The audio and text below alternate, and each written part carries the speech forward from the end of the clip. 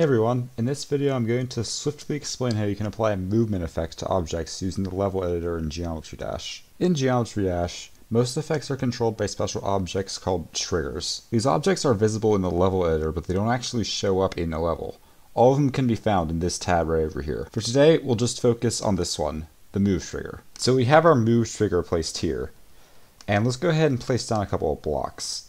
Now, normally, you wouldn't be able to get past these blocks because you can't jump that high, but we're going to apply movement to these during the level so that you can actually get past them. Now, in order to use the move trigger and many others, you're going to need to understand the concept of groups.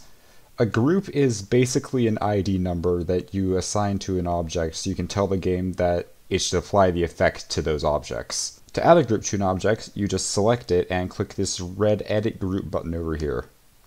Then type in a number here, we'll use 1, and click the Add button. You'll see the number show up here. This just means that the object is in the group. If you ever want to get rid of it, you can just click on it. Oh, and also the same object can be in multiple groups, which is important to know. Anyways, now that we have our objects in group 1, let's go over to our move trigger. Let's select it and click Edit Object.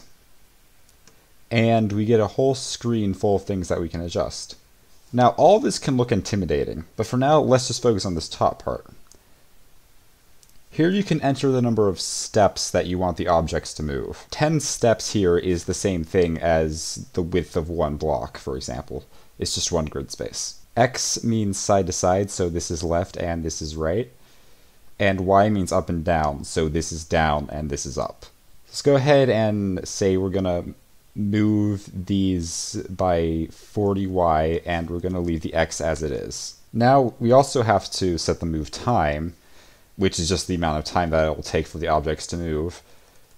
So if we put 1, then it'll take exactly 1 second. Let's go ahead and do that. And finally, the last thing we have to do is enter our target group ID over in the bottom right.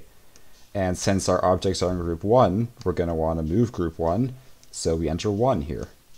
Now you have to make sure that the move trigger is placed in the right place as well, because in Geometry Dash, triggers will activate whenever the player actually moves past them. So let's move this a couple blocks to the left, and actually move the blocks themselves a couple over to the right, just to ensure that it has enough time to get out of the way. Now let's play test the level, and they move out of the way. And that's the basics of using movement effects. There's still a lot of settings on this screen that we didn't go over, so feel free to mess around with them and see what you can do.